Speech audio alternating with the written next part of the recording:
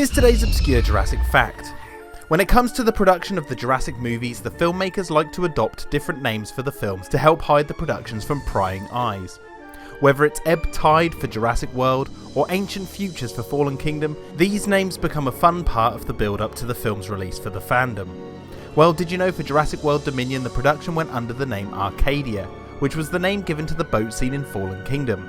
And for the upcoming Jurassic World Rebirth, the production went under the name Saga, which just so happened to be the name of the boat scene during the opening of Jurassic World Dominion.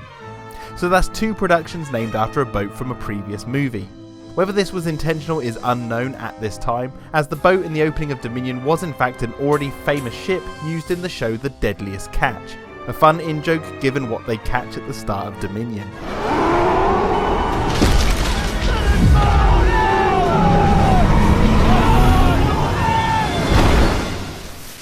Here's today's Obscure Jurassic Fact. Almost everyone who has seen Jurassic Park remembers the name drop of King Kong by Ian Malcolm in the movie. What do they got in there, King Kong? But what if I told you Godzilla also has a role in the film? Yes, the King of Monsters himself has an extremely hidden cameo on the messy desk of Dennis Nedry. Dennis Nedry's workstation is littered with stuff which visually communicates his resentment towards his job and showcases his greed. Yet despite his complaints about money, it would appear he spends it on unhealthy snacks and toys. One of those toys is this mysterious red egg, which shows up during the scene when Ray Arnold has to use the magic word. You didn't say the magic word. Please! God damn it! But this red egg just so happens to be a Toho Takara wind-up baby Godzilla toy from 1988. Now obviously this egg is closed with the Godzilla toy inside, but just knowing they dressed the set with the King of Monsters for the character who would go on to destroy the park is a really neat hidden detail. One of the major plot points in Jurassic Park 3 involved the movement of a satellite phone across Isla Sorna. From being in human hands to a Spinosaur's stomach, the characters would eventually dig this phone out of a pile of dung to call Ellie Sattler on the mainland for help. However, they discover its battery would only provide them with enough power for one call. Well, did you know for the merchandise for Jurassic Park 3, there was a plan to release a disposable cell phone alongside the DVD that could also only be used once? Yes, you hear that right. Teaming up with the company Hop On, Universal commissioned a phone that could only make one outgoing call before becoming utterly useless. Obviously this product was a completely stupid idea and it was never released to the public, but it does make for an interesting piece of Jurassic history and shows they really would slap that logo on anything when it came to the merchandise. They're special phones, they're limited edition phones. So these phones will actually be collector's items. Please don't recycle these phones. If I was you, I'd keep them. Here's today's Obscure Jurassic Fact. 2015's Jurassic World brought the franchise back after a 14-year hiatus. Now obviously the filmmakers were going to add throwbacks or homages to the previous films for fun, like the restaurant on Main Street being called Winston's, named after the late great Stan Winston who provided the animatronic dinosaurs for the first 3 Jurassic movies. Well, did you know this restaurant also contained another Easter egg? Yes, via the viral marketing website islanublar.jurassicworld.com, fans could access the menu for this restaurant and see that it contained Chilean sea bass which was available to park goers, a throwback to the dish which was served to the characters in the original Jurassic Park. Alejandro's prepared a delightful menu for us, Chilean sea bass, I believe. Shall we? Here's today's Obscure Jurassic Fact. When it comes to the special effects in the Jurassic movies, most people talk about the advancements in CGI or the massive on-set animatronics. But did you know almost every single Jurassic film to date has utilised miniatures for achieving certain shots? Yes, that's right. In Jurassic Park, a miniature tour car was used to film the moment when it fell from the concrete moat into the treetops. In The Lost World, several miniatures were used for the shots of Jurassic Park San Diego and the ship crashing into the dock. In Jurassic Park 3, a miniature plane was used to help achieve the crash sequence, ending with it getting stuck in the tree. In Jurassic World, a miniature gate was used to help achieve the shot when the characters arrive at the new park. In Fallen Kingdom, as far as I can tell, no miniatures were used. The closest we got was this model of Jurassic Park, but that doesn't count. And in Jurassic World Dominion, Kayla Watt's plane was a miniature in some shots, which was made to look big using forced perspective. Here's today's Obscure Jurassic Fact. When it comes to the islands in the Jurassic Park series, forget Site B, Site C, or even this new research island from the Jurassic World Rebirth trailer. Have you ever heard of Site J? Yes, that's right, Site J was the supposed name given to the location of the Jurassic Park Institute tour in Japan, which opened in 2003. This tour would have actors take guests around 12 different areas, all owned by InGen, to teach them all about dinosaurs.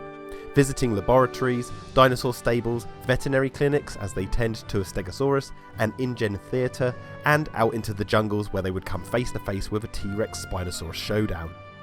It was widely popular, garnered awards, and even came with its own wave of merchandise, including pin badges, sticker books, DVDs of the tour presented by Wendy's of all things, several books, and its very own video game on the Game Boy Advanced. Although the game was a Japan-only release. Here's today's obscure Jurassic fact. Jurassic World Rebirth will mark the return of the Spinosaurus to the big screen after 24 years. Fans were long expecting it to appear in one of the 3 previous movies, but the closest we got to seeing the Spinosaurus return was the skeleton the Tyrannosaur burst through right before the fight with the Indominus. But did you know there were other references to the Spinosaurus within Jurassic World, which may prove that it had more of a presence there than most people realised. For example, when Zack and Gray are boarding the gyrosphere, you can see people holding onto novelty drink cups which have Spinosaurus figures on the top that match the animal seen in Jurassic Park 3. And within the Innovation Centre, one of the information desks linked to the holoscape says Spinosaurus, which shows the Masrani Corporation were not afraid to teach people about this infamous dinosaur. Here's today's obscure Jurassic fact. Jurassic Park 3's production was infamously hectic and troubled with last-minute changes, which meant there were many scenes planned which never made it into the final film. One such scene included a motorcycle raptor chase, which would end with the characters pulling open parachutes as their bikes tumble over a cliff edge. One raptor would jump to try and catch one of the characters, only to land on one of the bikes and appear as if it's riding the motorcycle itself as it falls to the ocean below. Well, did you know this visual gag did eventually make it on screen in Jurassic World Dominion? In that movie, an Atrociraptor is knocked out the back of a plane by a dirt bike, and for a brief moment as they fall through the air, it does appear as if the raptor is riding the motorcycle. Just another example of old ideas never truly dying when it comes to Jurassic. Here's today's obscure Jurassic fact. Jurassic World Rebirth is introducing audiences to a new mutant creature which fans have begun calling the D-Rex until it's given an official name. The name D-Rex was the original title given to the Indominus Rex during the early production of Jurassic World, back when the hybrid was known as the Diabolus Rex. It's thought the name was changed from Diabolus to Indominus due to the name Diabolus leaking out onto the internet during the early days of filming. However, did you know in the final film the name D-Rex did make it onto screen? If you look closely during the scene when Claire returns to the control room after the Indominus has escaped, a computer screen showing the tracking system still contains the codename DRX, a shortened version for Diabolus Rex. Here's today's obscure Jurassic fact. The long-grass raptor attack scene in the Lost World Jurassic Park is one of the most memorable moments from the second movie, despite the scene being rather short. One of the characters called RJ dies within this scene, however they meet their end off screen. But did you know there was a plan to show his final moments in more detail? Yes, if one studies the shooting script, it reads, another raptor enters from the right, leaps high into the air, past the full moon, slams into the chest of more human prey and takes him down into the grass. Behind them, RJ's face falls, defeated. He looks around, realizing he too is now stranded in the middle of the long grass. Around him, 4 torpedo trails head straight for him. RJ simply closes his eyes. Behind the scenes production stills show the raptors stood in the long grass with blood covering their mouths, indicating they were going to show more of the raptors after the death of RJ, but unfortunately none of these shots made it into the final film. In Jurassic World, it is revealed that the hybrid dinosaur the Indominus Rex can camouflage. It can camouflage! Despite there only being one prominent scene where the camouflage ability is shown, within the story itself the hybrid camouflages at least 2 times. Once when the ACU team tried to capture it in the scene when the ability is revealed, and before that inside its own paddock when hiding from the characters just before it escapes. Where is it? Now, is it in the basement? Is it downstairs? Maybe it's in the rec room. Well, did you know there does exist a deleted scene showing the dinosaur using its camouflage ability to hide from the thermal cameras within its paddock? This moment was filmed and planned to take place just before Simon Masrani goes to confront Dr. Wu about what the Indominus can do. You see that? Okay, that's what I was saying. It could camo. But that paddock is mostly infrared cameras, so the only way it could hide from thermal is if it could change its heat signature. Here's today's obscure Jurassic fact. Jurassic World Rebirth will introduce audiences to a mutated monster dinosaur which brings a new flavour to the Jurassic brand, much like the hybrids did for the majority of people back in 2015. However, did you know the idea of mutated dinosaurs can be traced back as far as 1997? Yes, back in 97, with the impending release of The Lost World Jurassic Park, Steven Spielberg himself commissioned an animated series to be released alongside the second movie. This cartoon series was a year into development before it was cancelled, but it was going to introduce fans to hybrid dinosaurs alongside fan favourites like the Tyrannosaurus Rex and the Velociraptors, as well as scientific mutations like the monstrous Doomsday Rex, which looks more like something straight out of John Carpenter's The Thing than Jurassic. Concept artwork for this series was posted online by artist Philip J. Felix, which shows a myriad of ideas for what fans would have seen had the show been released. However, the actual plotline for the series remains to be seen. Here's today's obscure Jurassic fact. The death of Donald Gennaro is one of the most iconic death scenes in the entire franchise.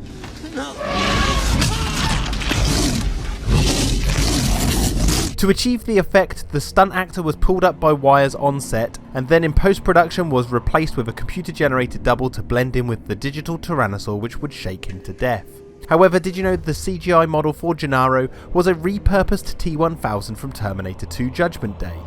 Yes, thanks to a Reddit post by CGI animator Spaz Williams, who animated the digital effects for the film, we see he says he animated this specific shot and used the liquid Terminator for Gennaro. Here's today's obscure Jurassic fact. In Jurassic World Fallen Kingdom we see our main characters fall into the ocean inside a gyrosphere. After a tense struggle they manage to break free and wash up on a small secluded beach. Although brief in Fallen Kingdom, this beach scene actually takes place in a very iconic location from cinema. Yes, this same beach was made famous by a scene in the Oscar-winning movie From Here to Eternity from 1953, which saw Burt Lancaster and Deborah Kerr thrilling audiences at the time with their risque rolling kiss amongst the waves.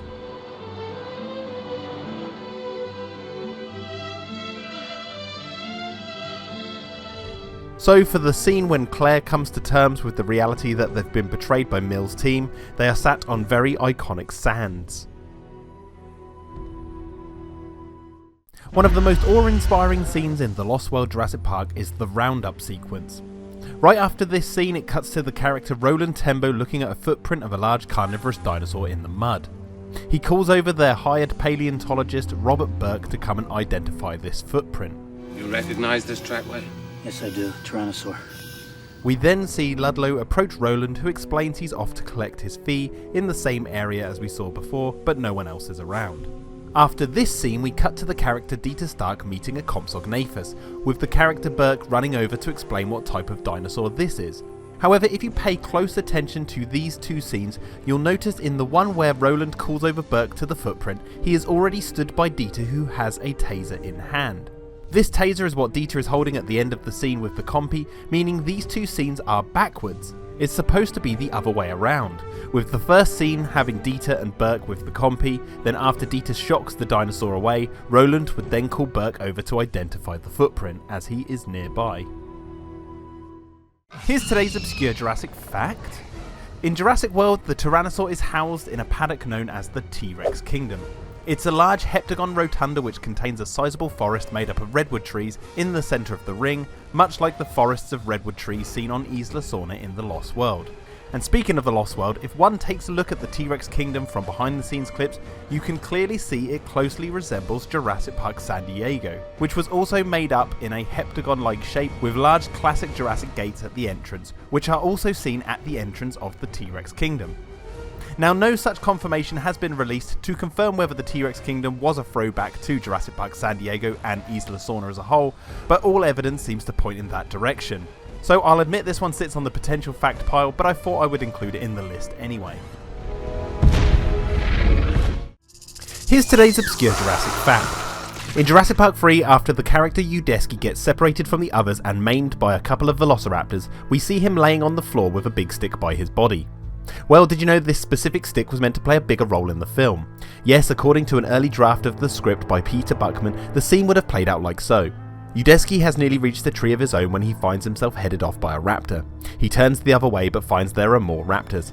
He picks up a fallen branch as these dinosaurs cautiously approach. Not more than a few feet away, the leader of the trio stops, peering at him. Udesky swings hard but the dinosaur faints. From behind him another raptor slashes at the back of his legs, severing his muscles. Udesky cries out and drops to the ground.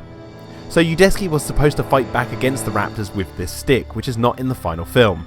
Production stills from the movie show Udesky holding onto this branch, and the injury seen in the final film on his body means they likely filmed this moment. Here's today's obscure Jurassic fact. The Indominus Rex is one of the most iconic hybrid dinosaurs to ever come out of the Jurassic franchise. However, did you know in early pre-production on the fourth Jurassic movie, the Indominus was originally meant to be a fictional dinosaur called the Malleosaurus, and not a hybrid.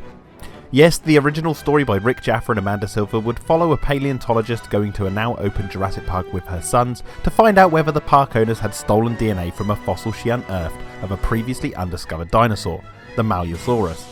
Eventually the Malleosaurus would escape and run havoc through the park, being a literal monster dinosaur.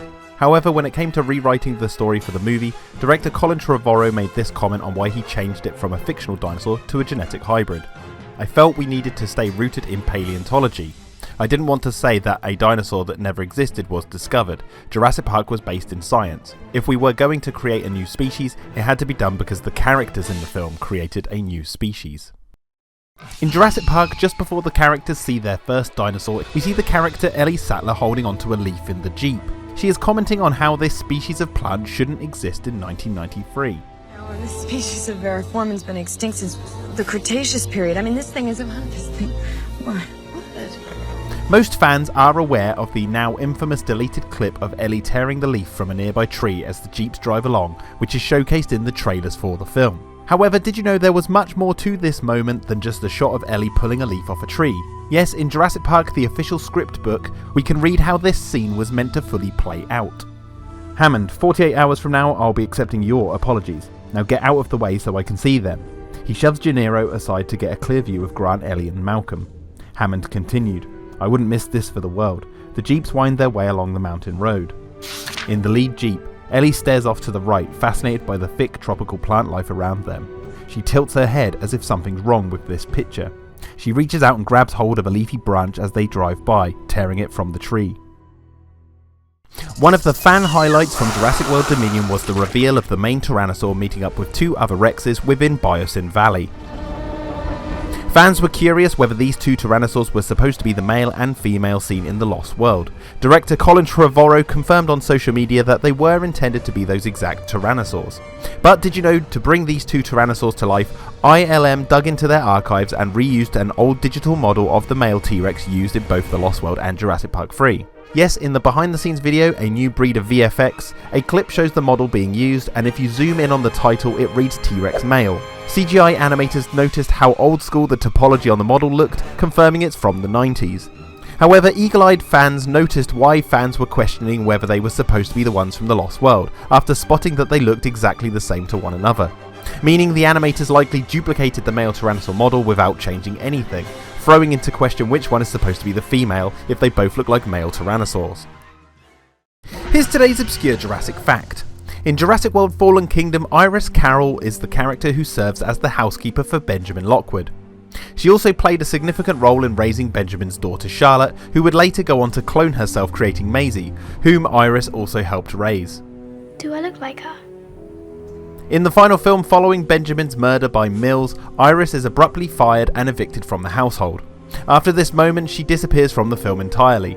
But did you know there was a scene shot during filming where Iris was supposed to be killed by the Endoraptor?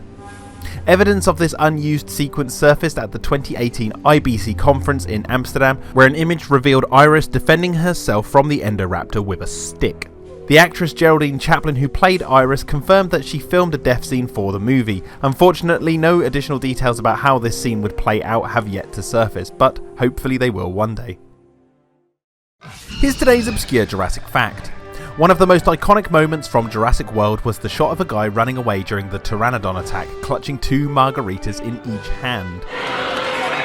This guy was in fact famous singer and songwriter Jimmy Buffett, a close friend of producer Frank Marshall's, who also owns the restaurant chain Jimmy Buffett's Margaritaville, which is shown to have an establishment on Isla Nublar, the restaurant which actually gets destroyed during the Tyrannosaur vs Indominus fight. An instantly iconic moment for sure, which became so popular it even got an action figure made by Mattel of his character. However, did you know Jimmy Buffett also wrote a song for Jurassic World called The Ever Elusive Future? The ever elusive future spins a hybrid with a slash.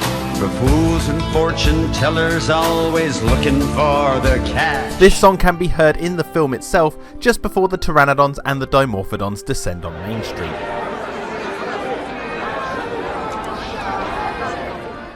Here's today's Obscure Jurassic Fact. One of the most interesting and visually striking locations in Jurassic Park 3 was the Embryonics Administration Building. This complex, situated in the heart of Site B, was where the first dinosaurs were cloned for Jurassic Park, as seen in Jurassic World Dominion and when Alan and co were being chased by the male Velociraptor in Jurassic Park 3. The first time we see this building is from up high on a hill, with the characters looking down the valley below to where the buildings are nestled in amongst the jungle.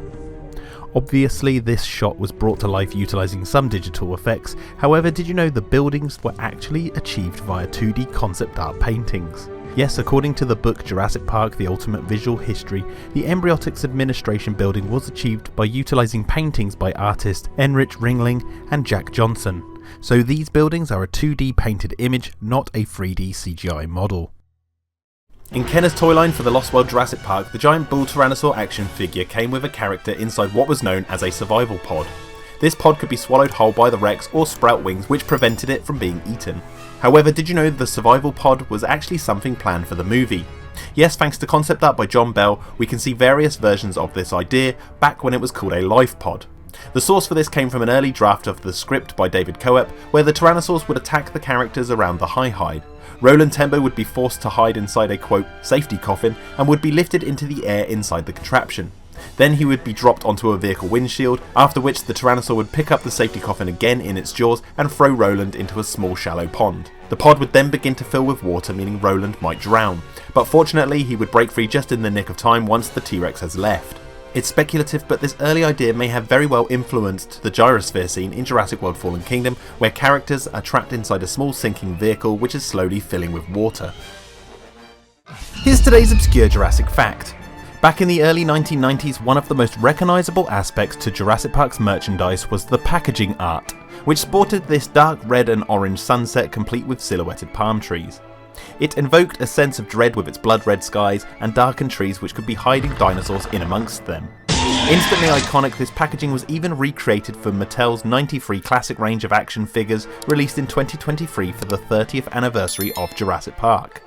But did you know the image of the trees themselves was only recently found in February 2025 by @FuMandunia, who discovered the original photograph of the trees on Alamy.com, revealing the photo was taken by travellers Dallas and John Heaton and is of the Tombua Island Resort in Fiji, a privately owned resort which is still in operation today. 100 facts down, and a huge thank you to everyone watching along, and an even bigger thank you to those of you who have subscribed to the channel. I hope you're all enjoying my content, and well, I guess on to the next 100.